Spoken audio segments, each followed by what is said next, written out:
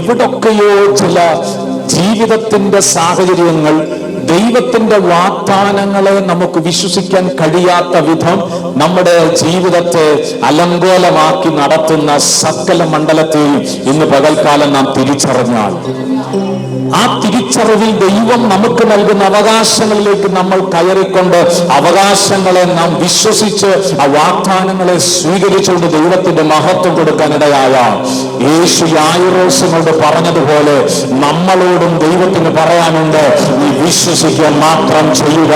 നിന്റെ വീട്ടിലെ വിലാപത്തെ മാറ്റാം, നിന്റെ വീട്ടിലെ പ്രശ്നങ്ങളെ മാറ്റാം.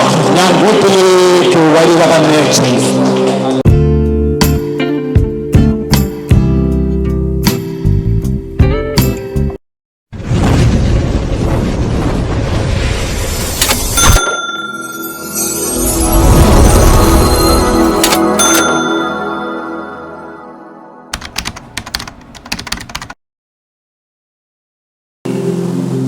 യേശു കർത്താവ് യായിറോസ് എന്ന് പറയുന്ന ഒരു മനുഷ്യൻ യേശുവിന്റെ അടുക്കൽ വന്ന് പറയുകയാണ്, എൻ്റെ മകൾ 12 വയസ്സുള്ള എൻ്റെ മകൾ മരിക്കാറായി, അതുകൊണ്ട് എൻ്റെ വീട് വരെ വന്ന് അവളെ ഒന്ന് സൗഖ്യമാക്കണമെന്ന് പറയുമ്പോൾ യേശു കടന്നു പോവുകയാണ്. യേശു പോകുന്ന വഴിയിൽ, ഇടവഴിയിൽ വെച്ച് 12 വർഷമായി രക്തസ്രവമുള്ള,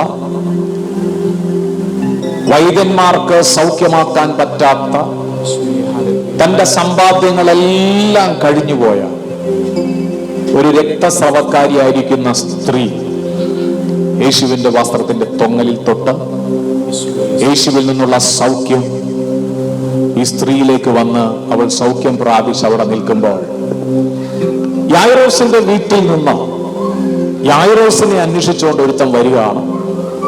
വന്നിട്ട് യായിറോസിനെ കണ്ടു പറയാണ്, ഇനി നീ ഗുരുവിനെ പ്രയാസപ്പെടുത്തണ്ട, നിന്റെ മകൾ മരിച്ചുപോയി. വാസ്തവമായി ഈ വാർത്ത കേൾക്കുമ്പോൾ ഒരു പിതാവിന് വളരെയധികം ദുഃഖമുണ്ട്. പ്രതീക്ഷകൾ നഷ്ടപ്പെട്ടിരിക്കുകയാണ്, വളരെയധികം ഭാരമുണ്ട്. യേശുവിന്റെ അടുക്കൽ വന്നതും വ്യർത്ഥം, സമയങ്ങൾ ചെലവഴിച്ചതും വ്യർത്ഥം. അങ്ങനെ ഒത്തിരി ഭാരമേറിയ ഹൃദയത്തിന്റെ അനുഭവത്തിനകത്ത് യായിറോസ് ആയിരിക്കുമ്പോൾ യേശു ഒരു വാക്ക് പറയുന്നുണ്ട്, വിശ്വസിക്കുക മാത്രം ചെയ്യുക, എന്നാൽ അവൾ രക്ഷപ്പെടും.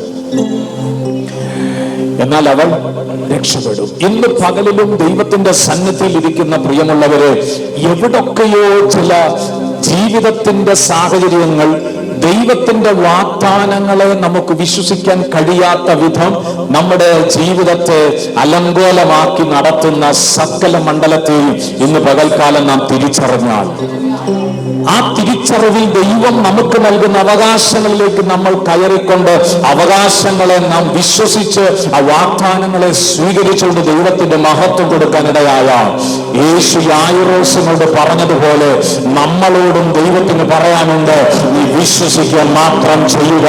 നിന്റെ വീട്ടിലെ വിലാപത്തെ മാറ്റാം, നിന്റെ വീട്ടിലെ പ്രശ്നങ്ങളെ മാറ്റാം. ഞാൻ വീട്ടിലേക്ക് വരിക തന്നെ ചെയ്യും.